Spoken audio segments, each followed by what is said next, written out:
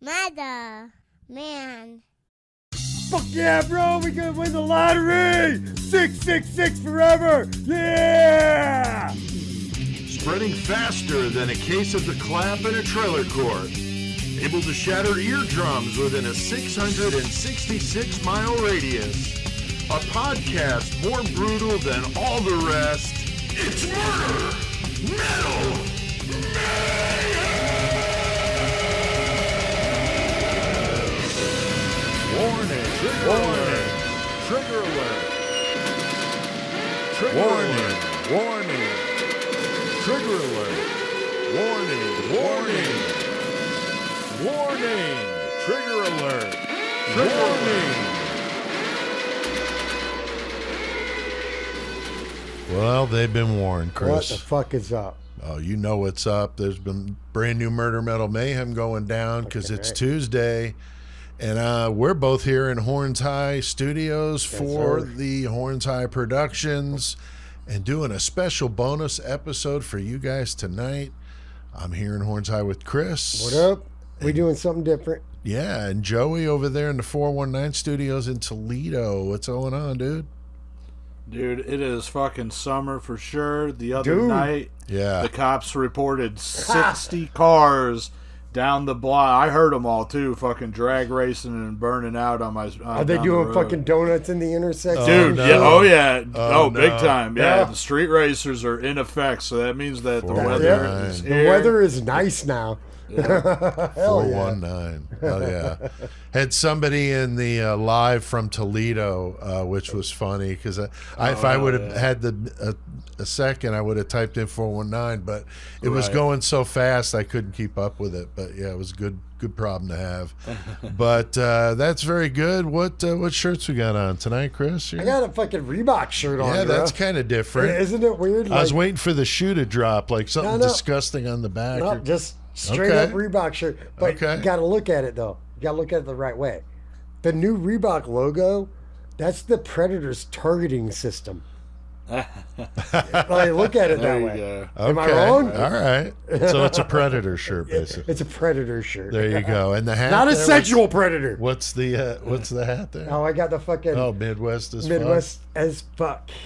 Very cool. Very cool. And the only hat more Midwest than that would be a Casey's hat, I think.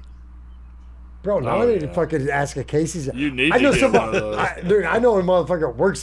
I'm gonna watch. Yeah, I'm gonna Casey's fucking hat. have a Casey's hat real fast, That's bro. Midwest as fuck, right, I'm gonna Joey? have a Casey's hat real fast, dude. What are you doing over there, Joey? I got the postulated long sleeve shirt on. Yes, you do. Nice. The homie fucking he's also the guitarist for Vituperate too, Corey. Hell yeah. Very cool. And I got my Got that Detroit hat though. heavy metal philosophy shirt. Dig that channel big time and wanted to support. He's doing some new merch. So yeah, definitely dig John Barbas and heavy metal philosophy for sure. That one, Enthralls of Metal, man. I really dig those guys. Constantly getting some good information. But this is a bonus episode, so it's a little different than the usual format with the true crime feature in the murder segment, then the metal segment with the bands and all that, and then the mayhem segment where we do our stories and killer cage matches and all that crazy None of that's wild happening. shit. None of that's going to happen tonight. We're just doing a feature on one thing and one thing only. It's a little shorter than a usual topic. But This one's pretty fucking.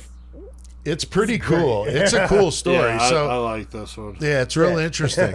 So, no page a day, no karaoke, no bumper music. It's a stripped down episode on a very interesting subject. Like your mom. And we might have some new listeners that don't know what we do, and so this is different than the usual, just so you know, all right? You know you got fucking goddamn Pornhub. They see their mom on there and like, God damn it, not again. Oh, jeez. But this is a good topic, and I know you guys are going to get a kick out of this because I enjoyed doing it. But last week, we did a good one with Jeff Ignatowski, guys, was our guest. Yeah. Always love having Jeff on, and we talked about another of the big three, man, the freeway killers, Chris. some brutal motherfuckers. Patrick Kearney was a sadistic motherfucker, dude. Yeah. I mean, 21 known victims, but we know there were more. He admitted to 30. He's like... Young men and boys. Dick, yeah, he was horrible, man. One of them was 5 years old. I mean, it was fucking awful. But, you know, he was necrophilia. I mean, discarding the bodies in trash bags on the freeway. So the trash bag killer was a good one, for sure. Yeah. And that was fun. And then I did the metal segment on neck rot. And we had an awesome killer cage match, as always. Those are always fun. Some Mayhem. I think, Joey, you had Mayhem, or was it Chris? I forgot when Chris I was doing. had some. Chris, okay. I don't even remember what I talked about. I drink. And a lot more. We hit 900 to that one today. Another 550 on YouTube. And another 340 views of the video of that murder segment. So if you missed it, man, go check out 259. And if you already did, you guys kicked total fucking ass. Fuck yeah. Get it. Now, I've been doing these live broadcasts on YouTube on Sundays. They've been a big success. I did one Sunday, and then Monday, which is yesterday, according to when we're recording this, with A.R. Hayes and Unfiltered Lucky. It was really good. Every Sunday, though, 4 to 6 Central on our YouTube channel. I'm on there, and I'm doing different true crime stuff, so check it out. I'll link to it in the description below. It doesn't cost anything to watch it, and you can get into the conversation. I answer questions, and it's a lot of fun. So subscribe to the channel, and then you'll know when we're doing it. Might come. Well, you're awfully over the top there. Oh, fucking right I am. Wow, you're a little frisky. I've had a fucking goddamn rough day. I should probably be worried, Joey, that I'm in this fucking room with this guy tonight. I think Eileen's keeping him in check. I guess. I hope. So those gnarly teeth, yeah. So tonight we're doing a different kind of story, but since it has to do with 666, I thought maybe it was worth checking out. Fucking right. And we're talking about the 1980 Pennsylvania lottery scandal, which kind of sounds boring, you know? No. Which does sound boring. No, it sounds boring, but there's a reason it's called 666 fix. Because could you imagine if I walked into the goddamn motherfucking lottery room and was like, yeah, I just want 666. Right. You're like, you going to hell, son. Right. And then you walk in there with the fucking couple mil. Who's going to hell now, bitch? Yeah. So we're going to talk about this clever plan from someone on the inside that, you know, got into this whole situation, rigged the daily number game. It was a pick 3 lottery at the end of the day kind of thing. Hoped to cash in big time, but instead, nope, he gets his ass busted. And we're going to tell you all about it. And so our sponsor, though, guys, Jeff Ignatowski, our friend. Come on, Jeff, our homie. Yeah. He's got this new true crime book coming out July 2nd on Wild Blue Press called Beyond the Headlines, True Crimes, Myths, and Legends. And he gets into some, you know, cool stuff, infamous killers. Think they know, like, dude, Dennis Rader. I know we already did H.H. Holmes. I'm not going to say the podcast, but I listened to one today about H.H. Holmes. Sure. And they're the same ones. Like, a lot of this is probably not true. Right. I think more people are being honest about that. Right. But he's got Ted Bundy, even Elizabeth Bathory. He gets some great insight, historical significance of these murders with some good criminal analysis. So this sounds like a great one. Jeff's a great resource for serial killers, of course, with his games. So I'll put a link down below where you can get more information and read some parts of the book and get an advanced order in. So, nice. Big thanks to everybody who listens to Murder Metal Mayhem, however you listen, whether it's on YouTube or an app or, you know, what have you. This last week, 5,900 total listens, another 38,000 views on YouTube. That's fucking retarded. That is. It's crazy. So keep on spreading that word to all the freaks you know. And Chris, why don't you run down the top 10 cities listening to Murder Metal Mayhem? Always number 1 is Chicago. Nice. Chi-town, kill it. Make a block, man, make a block. Yeah. Then number 2 we got Brisbane, Queensland, Australia. We got 3 is DC, the capital. The president be watching like What? You know he is. He's like, what? He knows what's up. And then number 4, we got Bethel, Pennsylvania, Toledo, Ohio at number 5. 419. Denver, Colorado at number 6, 7. We got Melbourne, Victoria in Australia. Amazing. We love our Australia listeners. You guys fucking kick ass. Fuck. Fucking New York, Brooklyn in New York is number 8. We got Mansfield, Massachusetts at 9. And Texas, Austin. Hell yeah. Killing it. All of you guys, thank you. Everybody that listens, thank you. But Joey, how about the country breakdown? This is always interesting to see. Number 1, U.S. back at 80%. It was down to 79 last week. It was. Come on, when Australia. It dips below Australia, 80, where's your game? Yeah, if it ever dips below 70 to 60, that would be amazing. But anyway, Australia's second with 7%, Germany 3%, Canada 2%, and then our 1%ers are the United Kingdom, Sweden, Finland, fuck yeah, torso fuck, Brazil, Norway, and then Mexico. They've been there for a while too. Like yes, all of that whole list there has been there for a bit, man. Finland's got some killer metal. Me and Shane have been just getting crushed with some good shit from Finland. So definitely appreciate all you guys, man. Thank you. And the YouTube stats in the last month, 219,000 total views, 33,800 watch hours, and we gained 995 new subscribers. We were passing 7,300 today. So we are cruising. Crushing. So thank you, and thanks to the Horns High Club as well as our 666 Club. So we get the Patreon, and then we got the YouTube membership. So make sure you check out the website, murdermetalmayhem.com, and check some more information, order some merch, what have you. I do, real quick. Hey Joey, what you smoking? Right now I am smoking the Sweet OG by Roots from Michigan. Sweet OG? Sweet OG. Is it good? I feel pretty stupid in the head. So, Fuck yeah, that's what's up. We're doing good. Now, did you grab something special? I didn't. No, I'm not gonna lie. I didn't do it, and it's just like, I apologize to y'all, but I didn't grab anything. I mean, you still have an alcohol in your hand. Oh yeah, obviously. I got motherfucking Bud Ice in my hand. You can still rep that. Let's not get crazy. Bud Ice, but I didn't grab anything special tonight. I was just like, we're just going to do a couple recordings of short episodes.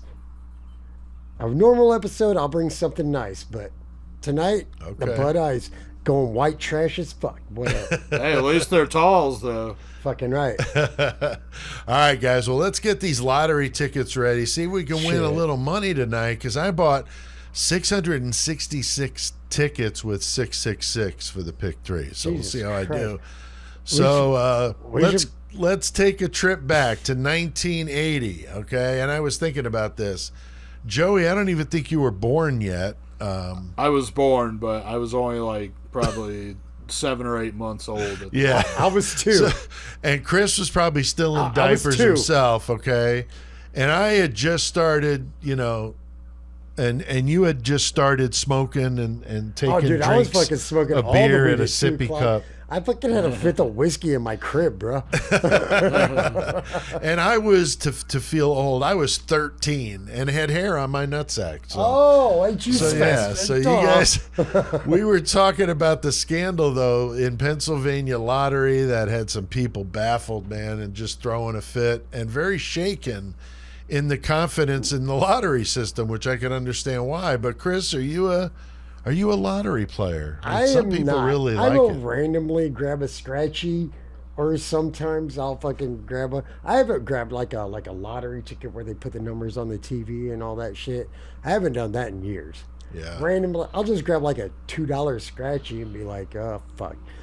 Dude, Cashman fucking rolled around forever though, for a minute. Like before he moved, like he bought with this one scratchy, and he's like, all right, I'm gonna keep this part. I'm gonna buy this part, and he keep going, dude. You remember that?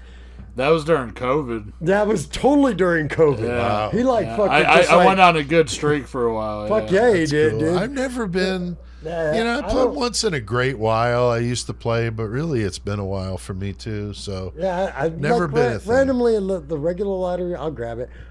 But then it's like, oh, it's at $1 billion. Like, oh, now your chances are even worse because everyone is trying to fucking do this. But could you imagine? I mean, holy shit. But that would be insane. But there's random times, but Cashman had a good streak. I ain't gonna lie about that.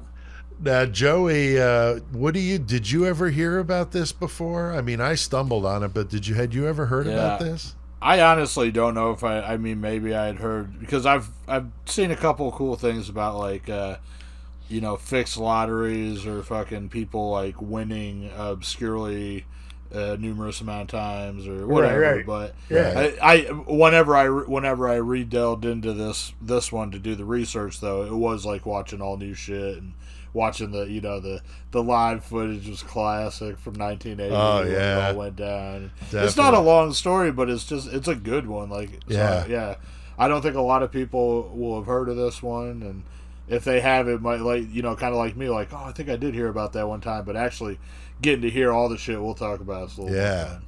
So the way I found out about it was very interesting. So Shane and I had been, talking about doing this new metal podcast instead of the 666 videos, and so we're trying to come up with a name. And as I was batting around names, I came up with 666 Fix, and so that's how I stumbled on it in a Google search. Hold on, wait, hold on. You just randomly in your head like 666 Fix, and that's where this came from? Yes. Holy shit, that's badass, dude. Yeah. No. Yeah. That's fucking awesome. No, that's how I found it. And then I saw 666 Fix, and I was like, that's kind of a cool name. What is that? Like, that's cool. I like that better, All right. So then I clicked on the Wikipedia page, and I'm like, get the fuck out of here, fucking great. This is a wild fucking story, And I almost was that was one of the options was 666 Fix, and then the throw in the horns thing came up, and we liked that better. But yeah, so that's how I stumbled on it, and was very curious, and the fact that the 666 thing was just too much. So it fit perfectly. Yeah. So Chris, we've done a few other stories about robberies and a lot of money. And shit. Not death. The feather thief. I'm thinking feather thief. Dude. That was a good one.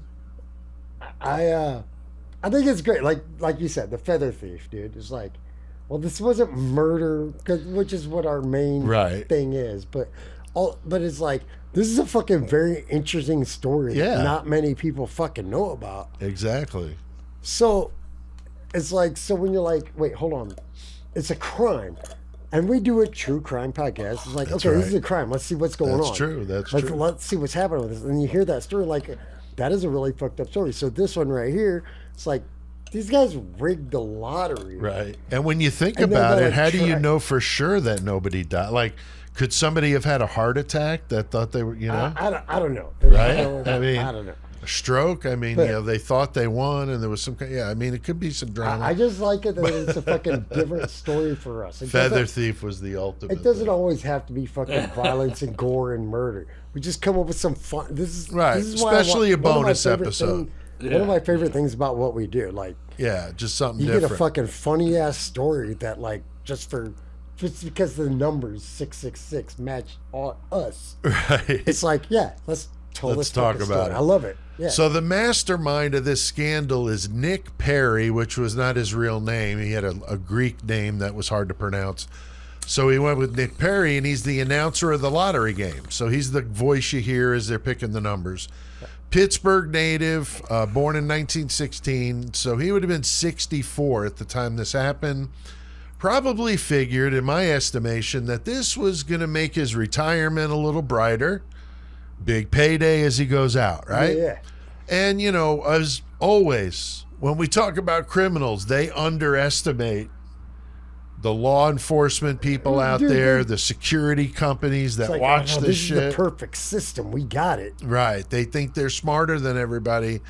But in this case, the fact that the betting was, off the way it usually comes in, tipped the lottery. So they were dumb in the way they executed. And we're going to talk about it. If we only got this many chances, we can only bet on these many chances. Right. But Joey, he was a reporter, I guess, originally, sports announcer, and then moved to that WTAE to be the announcer for the lottery. Yeah, he had ended up out on the East Coast at first before coming back to Pennsylvania. Pittsburgh was the spot. Yeah, they were like, I guess he had the voice they were looking for and everything else, and he did pretty well, and he ended up being the announcer for the Pennsylvania lottery, which at that time was handled by the news stations. Right. Not a lottery. There was a lottery commission, but they didn't handle that every night. It was just for the news stations. They had a door with a couple keys, and a couple trustees were, entitled to have those. So anyway, but also during his dealings, he's friends with these other guys who own a vending machine company. Right. So getting into the business of contraptions, he talks to Peter and Jack Maragos and says, hey, I got a little idea that maybe could make us a little bit of money. That's right. That's right. I'm not gonna lie. A vending machine company is a sketchy business anyway. That's what I was gonna say. That's some organized crime shit going on. And these guys are Greek, so I don't know if they got along with the Italians or not, but hopefully for their sake they had.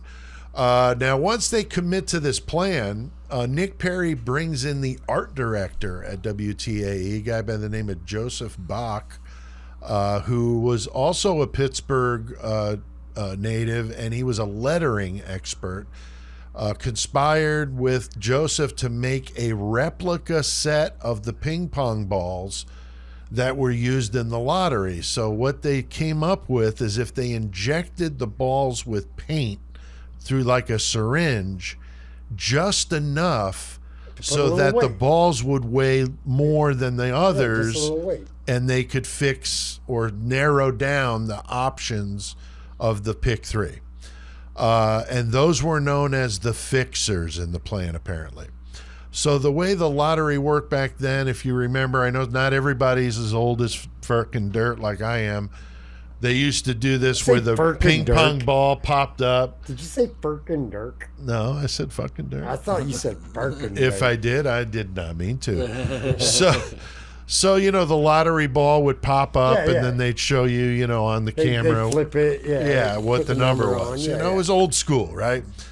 And the viewers watch. I honestly trust the old school ping pong balls more. Than that, because than a computerized. Now it's like just a computer guessing. Exactly. No, before it was just like, all right. How do I know that's not like now somebody's they're all just nephew? jumping around and fucking the ball pops through. Okay. Yeah, at least that exactly. You're witnessing it. I would 100% trust that more than That's true. But some listeners, may not know that, so I wanted to explain it, how lotteries worked at that time. So, Chris, using this plan, they had 8 possible combinations of numbers that could come up because the 4s and the 6s were not weighed down, right? Right. So you got 2 numbers that you're not weighing down. Everything else is sitting at the bottom. You got So these motherfuckers decide they're going to go out and take all 8 options of the combination and buy all these fucking tickets, and they're like, oh, we got this, no problem, dude. Right. We got it. Right. Hit it big, man. It makes no fucking sense. Like, you're giving yourself away, right? Right. Just like, you got, Joey, look, if you was going to go rob some lottery shit, would you, like, pick the only thing available and be like, oh, I'm not going to get caught ever? right. I don't know. Cool. I don't know how you would do it if you bought small amounts of them, but you'd be like, every one of your tickets is always 4s and 6s, 4s and 6s, every number on there is like, I don't know. You had something to do with it. Yeah, it would look suspicious, and of course it did. I'm still not. I mean, I know that there was excessive buying, and that was a tip off too, but I'm still not fully convinced that if one of the other numbers had been a 4 anywhere in that combination, 4, that 6, they would 6, even or thought 6, about it. That anybody, you're right. That nobody would ever even have fucking made a big enough discussion about it. Probably right. But having them all pop up 6s plus the excessive buy, it's like get the fuck out of here. Right, exactly. But it is. I would almost feel like. I would almost fucking been pissed off if I was one of them dudes watching it when it happened and that third 6. Like, you got to be fucking shitting me. Right. You got like 4, 6, 4 or 4, 4, 6 or 6, 6, 4. They're like, are you fucking kidding me right now? Yeah, fuck you, dude. That would have been wild. But Joey, I mean, on the surface, it seems like a good plan, but then you start bringing in all these people, right? I mean, we talked about that. Look what happened to Stax in fucking Goodfellas, right? Right. Talks to somebody, you know. The more rappies you have, obviously, is a higher chance that somebody's going to say something, you're going to get in trouble. It is pretty ingenious, and the fact is, I mean, it's not like people hadn't tried to rip off lotteries before in the past, but this was definitely a very, very inside operation, about as inside as you could get. Right. So it probably felt to them like, they knew all the ins and outs, and they were going to have everyone fooled. And, I mean, in essence, what they were trying to do, it did achieve it with the contraptions weighing down the balls, but it was just... It was just too obvious in too many aspects. Right. So now they need an inside person to get the lottery balls and do this switch, right? So that's where Edward Plevel comes in. He's the lottery executive that gets them access to switch the balls for just a few minutes. So this is like some Ocean's 11 shit going on. Right. No, it's fucking goddamn Mission Impossible. Exactly. This is some crazy shit. And also included in the plan was the WTAE stagehand, Fred Luman, who actually did the switch. So it's like way too many people involved here. So you got quite a few hands in this and a lot of loose ends, as Joey pointed out. It was like, I think it was like, I can't remember if it was Perry and Pivel, but two people had the keys to where the lottery shit was accessed. Right. Pivel went in that day, left the door unlocked for 15 minutes, and that's whatever fucking the Lumen fucking went in there to do the switch. It's like switch. It is like you were saying with Goodfellas, like Lumen was like the Stax head, he was like the Patsy to go do the fucking dirty shit. Exactly. So Fred switches the balls back after the drawing to the original. Just like, I got this time.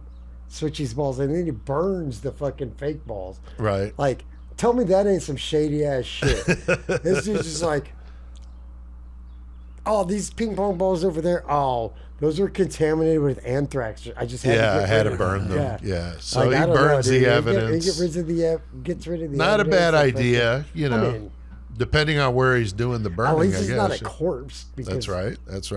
Because we've done plenty of that. Word. So Nick Perry is the announcer on April 24th, 1980, when the infamous drawing was done on live TV. The three numbers picked were 666, as we've been saying. And I'm sure that freaked out some religious people, Joey, right? I mean, the people were probably losing their mind. Right. Now, I also feel like that was a reason...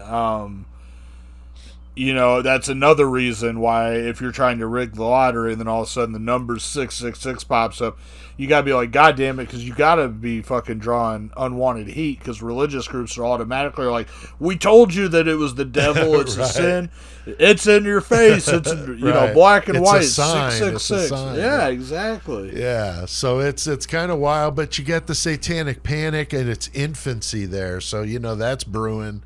But the payout was $3.5 million. So in today's money, that's $14 million.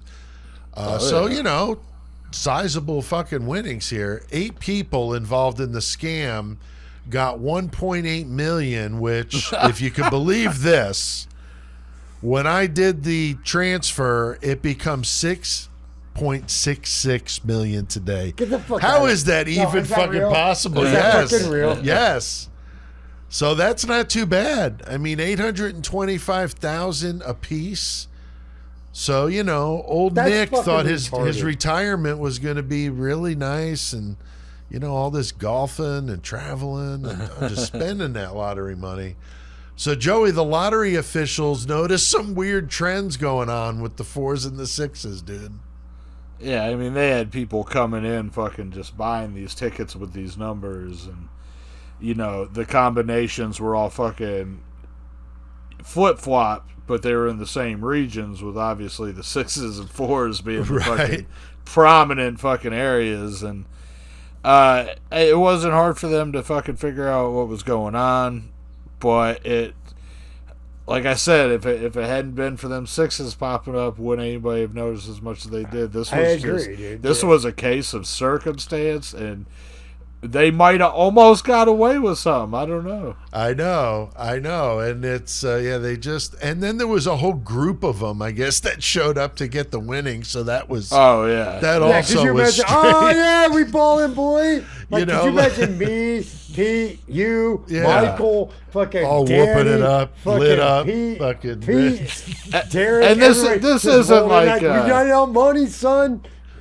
This isn't like, a bunch of people at the fucking office or at work threw in on a ticket together and won, so all these dudes are whooping them up. All these motherfuckers got their own tickets that were winning. Right. Like, we all won. Right. Like, holy shit. With like shoe boxes. Lottery commissions. Shoe like, boxes what the full fuck? of tickets, like baseball cards or some shit, Pretty crazy. So the Maragos brothers, that's the brothers that were in the vending machine business with Nick. They were, going around buying these lottery tickets. They went to a bar in Philadelphia who actually the bartender remembered them, laying down a lot of cash, buying tickets with only 4s and 6s. He tells the police he saw the brothers there with a platinum blonde woman that day buying a ton of tickets, and he said he rarely ever bought tickets there before because he knew him because he had a vending machine there. So that stood out to him, after this 666 thing was going on. So Chris, the bar owner, remembered the Maragos brothers talking on the phone in a different language. Yeah, they're like that was kind of tickets interesting and shit. And he's holding the phone like, all right, you talk to this guy whatever language you want. Well, he was holding the phone out so they could hear the printing of the tickets. That's what the bar owner was like, why are you doing that? Okay, all right. But he was talking, I'm assuming, in Greek because they were Greek. So the guy noticed he's talking in a different language. He's holding the phone up. Yeah, that'd be fucked up. Like, what's going on here? Like, what are you doing? If they never come here and buy anything, and now all of a sudden you're buying all this. Right, like, with all this weird phone shit. And it was just very suspicious, right? It stood out. And this is 1980. This is before people just had cell phones. So this is just them on a fucking either a car phone the size of Zach Morris's or a fucking payphone, holding it up to the fucking. I think it was a payphone. Tickets are printing. You hear? Right, exactly. And so you wonder if they were talking to Nick, right? Because if they're all Greek, so who knows? But when the call was traced from the bar that the brothers made, it led them to the announcer's booth at WTAE, the same one that Nick Perry worked in when he announced the numbers every night. How fucking stupid could you be? Fucking retarded. God damn, dude. Sorry. So they were calling him. They were calling him. But that's some seriously stupid shit, right? I mean, Paulie and Goodfellas guys, remember, never talked on the phone. Right. Had Tootie using the payphone. You whisper. Henry holding the fucking umbrella, all that shit. So Joey, when the Maragos brothers were arrested, man, what happens with them? Do they get hemmed up, and then what happens, man? They fucking just cave and just give all of it. They tell the fucking authorities, investigators, everything that happened, gave up everybody, including another dude who was from West Virginia, which is not too far from Pittsburgh, but there were sales for the lottery tickets outside of the state lines, and he was handling that. I got to imagine when he got, I didn't see anything closer, but I got to imagine he fucking must have got federal charges for that, I would think. Probably. That's true. Because, he was out of state and doing it across state lines. So, he probably did get into a federal situation there. So, and we know always the first one that talks gets the best deal. So, always. that could have been that deal too, right? So he was the 8th guy. So the Maragos brothers also placed bets with bookies on the numbers for illegal betting on it and told friends about it. Great thing to do. Pete Rose. Yeah. Which numbers? That Ohtani, the dude from the Dodgers, right? Right. The whole plan was damned to start with when you involve so many people, and the grand jury indicted all these guys in the scandal. 7 of them, I guess the 8th guy, maybe like you said, Joey, went through the federal system for his situation. The Maragos, 8 man out. That's right, 8 man out. The Maragos brothers escaped jail time by testifying, of course, against Take Nick. That deal. Yep, and so no big surprise there. But Chris, most of them pled guilty for some lighter sentences, which is pretty common. Yeah, these guys never thought they were going to get fucking busted for this because they're stupid. Right. So they're like, oh, now we're going to go to prison. So they're taking these plea deals and shit. Like, why would you not? Like, I could do 15 years or I could do 3. Like, what would you do if you did some dumb shit? Well, yeah, like of that? course. I mean, it makes sense. I get it for sure. Like, most of the money that got bet out that, like, didn't get paid out or it got recovered or whatever. Right. And it's whatever. But Perry gets busted. He's got that criminal conspiracy shit, perjury, fucking theft by deception. I mean, isn't theft deception anyway? I would think so. Like, but yeah, it's a legal thing, I guess. Right? I don't know. And like also the rigging, but he did 7 years, and after he got out, like the public, this dude's like on the TV showing you your lottery winnings every day. So after he did his 7 years, the public's just straight up like, fuck you, dude. You were supposed to be, like, we were behind you back all the time, and you fucked us, dude. Right. But then after that, he did 3 years in a fucking halfway house because you know what? When you're fucking, you do that, your fucking whole career goes downhill. Right, you got nothing. Next thing you know, you're fucking sitting on the corner smoking crack being like, I used to be a movie star. Well, he was just the announcer. He wasn't on camera. Whatever. But yeah. You know what I mean. I know what you mean. So he had a few jobs after he got out, but he tried to return to broadcasting. He failed. He dies in April of 2003, nearly 23 years to the day of the scandal, just a couple of days off. The state halted the game for a couple of months and moved the drawings to the capital, Harrisburg, to gain some trust with the public.